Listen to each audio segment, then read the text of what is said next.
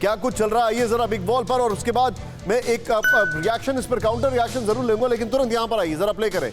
ये अति उत्साह की बात कर रहे हैं। नीतीश की सबसे बड़ी, सबसे नई आफत, बीजेपी जेडीयू के नेता की बयानबाजी से तनाव बढ़ा है, कोई डिनाई नहीं कर सकता है। नेक्स्ट, जेडीयू नेता महेश्वर प्रसाद यादव ने पीएम मोदी पर बयान दिया, सबको पता है। नेक्स्ट चेंज करें, अति उत्साह बोल रहे हैं जेडीयू के नेता इसको, पीएम मोदी से देश नहीं संभल रहा है, महेश्वर प्रसाद बोल रहे हैं, कुछ ज्यादा ही उत्साह है यहां पर। नेक्स्ट, नीतीश पर बीजेपी एमएलसी टुन्ना पांडे ने बयानबाजी की, लेकिन इसके बाद क्या हुआ वो देखिए आप। टुन्ना पांडे को पार्टी से बाहर का रास्ता दिखाया गया।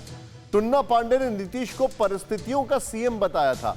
मैं सीधे चलूंगा यहां पर जेडीयू के जो हमारे साथ नेता हैं, उनके बाद अब आरजेडी से जो हमारे साथ हैं प्रोफेसर नफल किशोर जी। सर ये बताइए हो क्या रहा है? उन्होंने बयान दिया इसलिए कि वो एक स्पॉन्सर्ड एलिमेंट था, ये कह रहे हैं, और वो आरजेडी में चलेगा।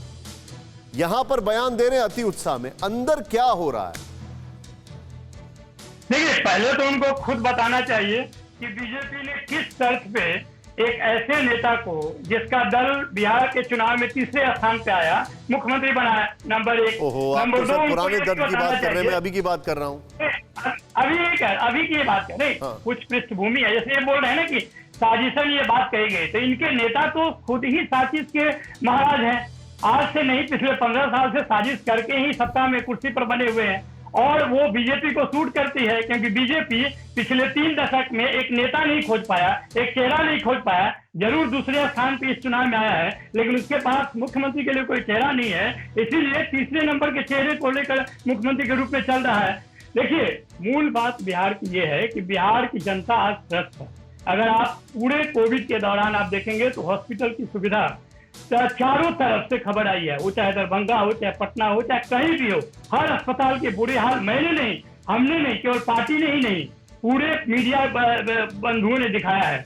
नंबर 2, पूरे बिहार में 88% जो एरिया है वो गांव है, और गांव की हालत उससे भी बदतर है। शहर की बदतर तो है ही, गांव की हालत उससे भी बदतर है। तो आप ये बताइए कि जो नीतीश कुमार पिछले 15 साल से नहीं, आप कहना क्या चाह रहे हैं? आप ये कहना चाह रहे हैं कि कोरोना के बाद बिहार में जो संगठन है, बल्कि जो अलायंस है, उसके अंदर दरार आ रही है, वो फेलियर को शेयर नहीं करना चाहते हैं, एक दूसरे के सिर पर मार रहे हैं? बिल्कुल बिल्कुल। देखिए, आप चुनाव के दौरान भी आपने देखा होगा कि पूरा का पूरा एंटी इनकम्बेंसी इन्होंने नीतीश कुमार पर थोपने की कोशिश की, जबकि नीतीश कुमार के साथ भाजपा निरंतर शासन में रही है। तो अगर पूरा बिहार पीछे है, नीति आयोग के लगातार दूसरे रिपोर्ट में भी सबसे, ठीक है, आपने ये पॉइंट रखा है, पॉइंट टेकन। मैं इस पे काउंटर रिएक्शन लेने जा रहा हूं, लेकिन उससे पहले एक जिसको अभी तो मैं एक न्यूट्रल व्यू पॉइंट इसमें समझ सकता हूं, अगर मैं लेना चाहूं तो। सुरेंद्र जी, ये एक फैक्टर जो वेन कर रहा है बार बार, और मैं इसके बाद पासवान जी के पास भी आऊंगा, सुनील जी के पास भी आऊंगा। ये फैक्टर जो वेन कर रहा है बार बार, वो बड़ा फैक्टर ये है कि कोरोना का जो फेलियर रहा है सेकेंड वेव का, वो फेलियर की वजह से पॉलिटिकल डिफरेंसेस दिख रहे हैं, और ये ढूंढा जा रहा है कि किसको बलि का बकरा बनाया जाएगा। क्या ये बात सही लग रही है आपको? देखिए निशांत भाई, आप तो एक कमाल कर रहे हैं आजकल खैर सवालों में। कहते हैं ना कि इस समय पूरे हिंदुस्तान में अगर कोई मायावी पार्टी है और सत्ता के लिए जो लोलुप पार्टी है, वो भारतीय जनता पार्टी है। ये हमेशा या तो इतिहास की बात करती है या भविष्य की बात करती है, कभी वर्तमान की बात नहीं करती। बिहार में ये लोग किसी भी सूरत में नीतीश कुमार को बेइज्जत करके हटाना चाहते हैं और अपनी सत्ता को लाना चाहते हैं, अपने केंद्र की एजेंसीज का दुरुपयोग करके, सीबीआई का, ईडी का, और जो इनकम टैक्स का दुरुपयोग करके। ये थोड़ा सा ये कैसे हटाना चाहिए? आप इस चीज को लिख लीजिएगा। इन्होंने शुरुआत कर दी है, ये हमेशा ऐसे ही शुरुआत करते हैं। इनके लोकल लीडर ऐसे ही हमला करते हैं अपने साथियों के नेतृत्व पर, और सच ये है कि सत्ता की लोलुपता में ये किसी भी हद तक जा सकते हैं। अच्छा, मैं डिस्कशन में अभी आतिशी जी मैं अभी आने वाला हूं तुरंत दिल्ली पर। अनुराग सर, मैं आपको भी इन्वॉल्व करूंगा, लेकिन तुरंत पासवान जी रिएक्शन। अब मैं जानना चाह रहा हूं आपसे, मैंने एक व्यू पॉइंट लिया, लेकिन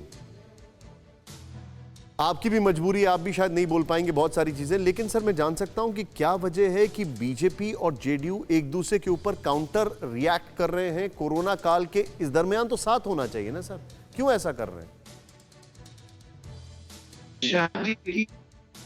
लगाई जाती है कमेंटेटर्स के द्वारा, पत्रकारों के द्वारा, लेकिन एक चीज हम लोगों को स्पष्ट समझना चाहिए कि ये जो बयान ये महेश्वर जिनका नाम आप ले रहे हैं जेडीयू से, वो विधिवत रूप से पार्टी के प्रवक्ता तो है नहीं, पार्टी के प्रदेश अध्यक्ष तो है नहीं।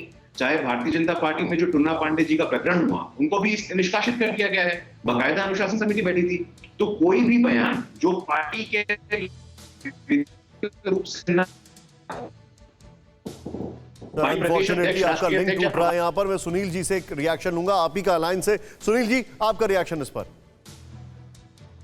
देखिए, पहले तो मैं एक बात बता दूं कि आपने जो आप पार्टी के प्रवक्ता और कांग्रेस पार्टी के प्रवक्ता से ये कोरोना काल पर फेलियर पर बातें कर रहे थे, इनके द्वारा शासित राज्यों का क्या हाल है किसी छुपा नहीं है। मैं बिहार की बात बता दूं, कोरोना फेलियर का सवाल नहीं है। बिहार में माननीय मुख्यमंत्री नीतीश कुमार जी के 24 घंटे सूक्ष्म अनुश्रवण के कारण ही कोरोना पूरी तरह नियंत्रण में है।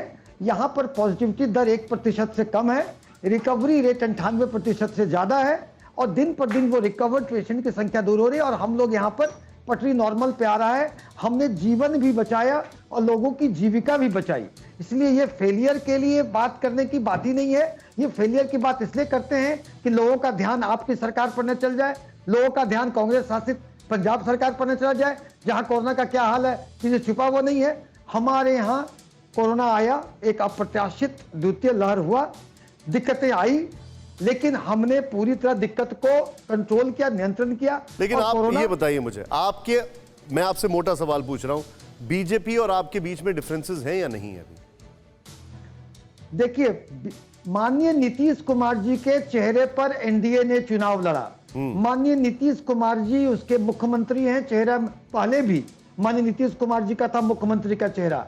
इसमें कहां से कौन सी अटकलें, जो एक पढ़े लिखे प्रोफेसर साहब हैं। अब मैं दिल्ली पर आ रहा हूं, लेकिन नवल जी मुझे एक बात बताइए, आप इतना जोर जोर से बोल रहे थे कोरोना आया, ये गया वो गया, भाई आपके तो जो नेता हैं उन्होंने स्पीकर को बंधक बना लिया जब कोरोना पीक कर रहा था। आपके मुंह से ये सब बातें तो शोभा नहीं देती। तब आपको ना सोशल डिस्टेंसिंग दिखी, ना मास्क दिखा, आप उस टाइम पे अपना कुछ और एजेंडा सेट कर रहे थे।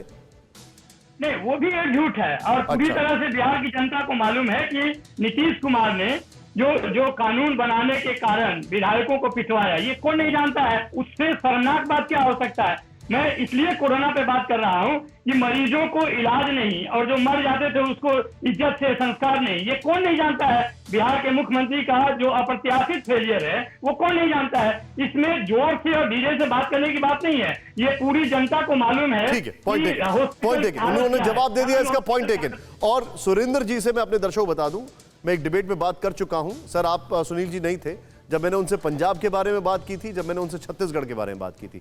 अब मैं अनुराग जी और आतिशी जी को दोनों को इन्वॉल्व कर रहा हूं। फिक्र आपकी, सोमवार से शुक्रवार रात 9 बजे सिर्फ TV9 भारतवर्ष पर।